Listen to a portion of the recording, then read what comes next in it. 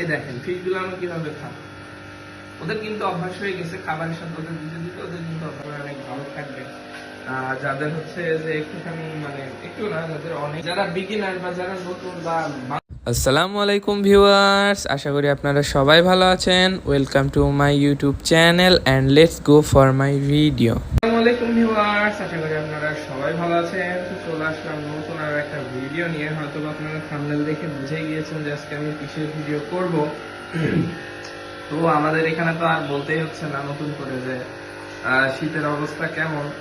তো আলহামদুলিল্লাহ আমার সব ফিশ আল্লাহর রহমতে অনেক ভালোই আছে। আপনাদের আশা করি অনেক ভালো থাকবে। যাদের হচ্ছে যে একটুখানি মানে একটু না, যাদের অনেকই এখন বাংলাদেশের অল ওভার বাংলাদেশের তাপমাত্রা মোটামুটি ভাবে অনেকই ফল করছে, মানে ঢাকা শহরে ফল করা মানে তো বুঝতেই পারতেছেন যে কি অবস্থা। আর আমাদের তো মেহেরপুর জেলার কথা তো বাদই দিলাম, নতুন করে আমি বলবো না। তো আমি আসলাম আপনাদের কাছে একটা ইম্পর্টেন্ট বিষয় নিয়ে শেয়ার করতে। তো আমি হয়তো বা আগের ভিডিওতে বলেছিলাম যে রসুন নিয়ে একটা ভিডিও করবো, আর 2 বছর আগে হয়তো আমি একটা ভিডিও করেও ছিলাম, ওটা আপনারা দেখছেন হয়তো বা ইতে দেখতে পাবেন সাইটে ওই ভিডিওটা। তো মূলত হচ্ছে ওটারই আপডেট একটা ভিডিও আমি করতেছি। মানে অনেকে জানতে চাইছিলেন যে রসুন পানিতে ডাইরেক্ট দেওয়া ঠিক হবে কিনা, বা রসুন পানিতে কিভাবে দিব। তো রসুন মূলত হচ্ছে এমন একটা জিনিস, মানে এমন একটা উপাদান যেটা কিন্তু প্রাকৃতিক একটা অ্যান্টিবায়োটিক। এটা কিন্তু শুধু একটা অ্যান্টিবায়োটিক না, এটা হচ্ছে মূলত অনেক পাওয়ারফুল একটা অ্যান্টিবায়োটিক। তো এটা মূলত এর ভিতরে থাকা অ্যালকালিন বা যেটা একটু ঝাঁঝালো একটা পদার্থ, সেটার কারণে কিন্তু ফিশটা আর কি একটু সুস্থ বা অ্যাক্টিভ থাকে। কিন্তু এখানেও একটা কথা আছে, পানিতে কিন্তু পরিমাণ মতো দিতে হবে। পরিমাণের চেয়ে বেশি বা পরিমাণের চেয়ে কম দিলে সমস্যা নেই, কাজ মোটামুটি হবে। কিন্তু পরিমাণের চেয়ে যদি বেশি দেন, আপনার একদিনে ফিশ কিছু হবে না, 2 দিনে ফিশ কিছু হবে না, কিন্তু 3 দিন বা একটা লং টাইম ভাবে দিতে থাকলে ফিশ কিন্তু নাই হয়ে যাবে, হুটহাট করে মরা শুরু হয়ে যাবে। যেটা হচ্ছে মেন কথা। আরেকটা কথা হচ্ছে যে আপনারা রসুন ছেঁচে দিচ্ছেন, ভালো কথা, কিন্তু রসুনটা আপনারা ট্রাই করবেন যে 1 দিন বা 2 দিন, হাইয়েস্ট 2 দিনই ধরেন, 2 দিনের বেশি রসুনটা যেন পানিতে না থাকে।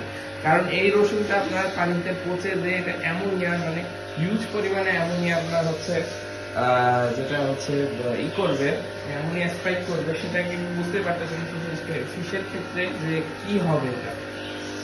তো আমি যেভাবে দিই, আমি হচ্ছে মূলত হচ্ছে আমি রসুন, এই যে রসুনটা হচ্ছে আমি এইভাবে দিয়ে, হয়তো আপনারা সাইডে আমি কিভাবে ফুডটা বানাইছিলাম, মানে যেটা হচ্ছে যে যারা বিগিনার বা যারা নতুন বা বাংলাদেশের যেসব জিনিস পাওয়া যায় সেগুলো দিয়ে আমি ফুডটা বানাইছি। কিন্তু আমি আমার বাসার জন্য যেভাবে ফুডটা বানাই, সেটা যেমন ব্রোকলি, বকচুই থাকে, তার মধ্যে হচ্ছে আপনার ক্যারট আছে, তারপরে হচ্ছে পাম্পকিন আছে, শসা আছে, আরো অনেক কিছু আছে যেগুলো হচ্ছে বাংলাদেশে একটু দামি, যেমন ক্যাপসিকাম আছে, এগুলো একটু দামি প্রোডাক্ট। তো এগুলো সবার পক্ষে অ্যাফোর্ড করা, বা যারা বড় খামারি আছে বা যারা নতুন, তাদের পক্ষে অ্যাফোর্ড করে এটা করাটা অনেক বেশি কস্টলি হয়ে যায়। এই জন্য হচ্ছে আমি ওইটা নর্মাল যেসব শাকসবজি পাওয়া যায় ওটা দিয়েই আমি বানাইছিলাম।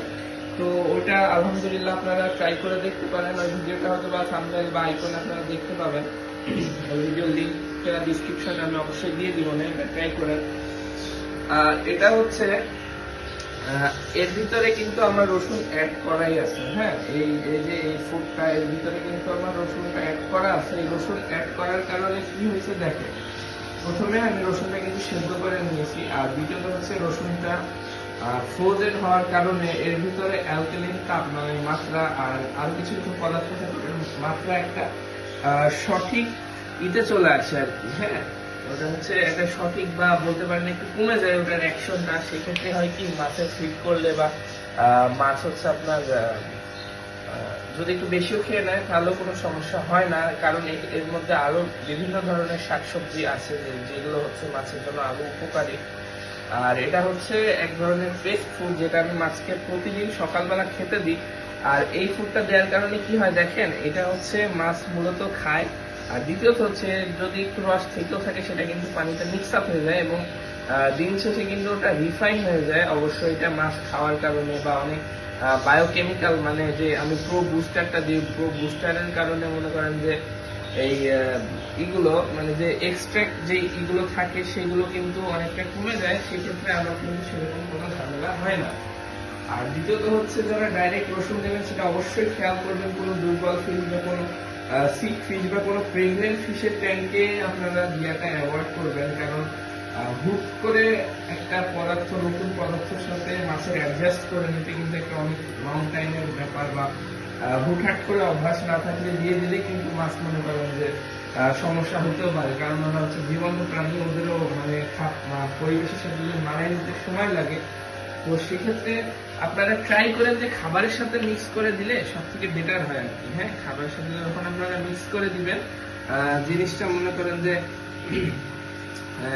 এই দেখেন ফিশগুলো আমরা কিভাবে খাই, ওদের কিন্তু অভ্যাস হয়ে গেছে খাবারের সাথে ওদের দিতে দিতে, ওদের কিন্তু অভ্যাস হয়ে গেছে। এটা আস্তে আস্তে ওরা খেয়ে শেষ করে দিবে, তাহলে জিনিসটা হচ্ছে কি একবারে ওদের ভিতরে চলে যাচ্ছে জিনিসটা। আর দ্বিতীয়ত হচ্ছে পানিতে একদম রসুন রসুন যে একটা ভাব বা রসুন রসুন যে একটা গন্ধ, সেটা কিন্তু অনেকটা থাকবে না। তো এই জিনিসগুলো আপনারা যদি ফলো করতে পারেন তো আলহামদুলিল্লাহ ফিশের আপনাদের ক্ষতি হওয়ার কথা না। তাও জীবন্ত জিনিস আপনাদের নিজের মানে ফিশ আপনারা সব থেকে ভালো জানবেন যে আপনাদের ফিশের জন্য কোন জিনিসটা বেটার বা ওরা কোন খাবারটা বেটার খাচ্ছে, কারণ সব ফিশের হ্যাবিট কিন্তু সবসময় এক থাকে না। আমি কিন্তু এই ফিশগুলোকে খুব কষ্ট করে এদের এই মানে যে পেস্ট ফুড সেটা খাওয়ানোর মানে করতে অভ্যাস করছি, কারণ এরা কিন্তু সবাই ড্রাই ফুডে অভ্যস্ত ছিল এক সময়।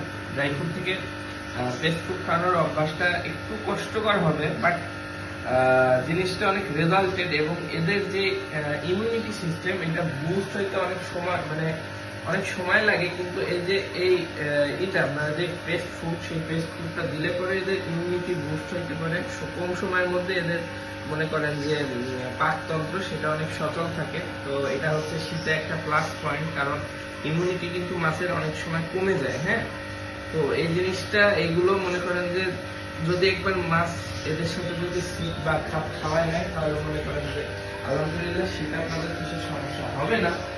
আর দ্বিতীয়ত হচ্ছে যে এরপর আমরা একটা হিটার নিয়ে বা একটা ইনডোর সেটআপ নিয়ে আপনাদের সাথে শেয়ার করবো, সেটা অনেকের উপকারে আসবে। কিন্তু বাংলাদেশের আশেপাশের লোকজন মনে করেন যে ইনডোর সেটআপ, আমাদের আউটডোর সেটআপও আছে। আউটডোর সেটআপের জন্য আমার খুব একটা অভিজ্ঞতা নেই, কারণ আমি যখনই ফিশ করছি তখনই আমার ইনডোর সেটআপ ছিল। তাও আমি ট্রাই করবো আপনাদের যে আউটডোর সেটআপে কিভাবে ফিশ রাখতে পারেন, কিন্তু আমার আউটডোর সেটআপের কোনো বাস্তব অভিজ্ঞতা বা বাস্তব কোনো রেজাল্ট আমি করিনি, বা আমার এখনো সময় হয়ে ওঠেনি যে বড় পরিসরে আউটডোর সেটআপ করার। কারণ হচ্ছে আমি মূলত কোয়ালিটি নিয়ে কাজ করি, কোয়ান্টিটি নিয়ে না।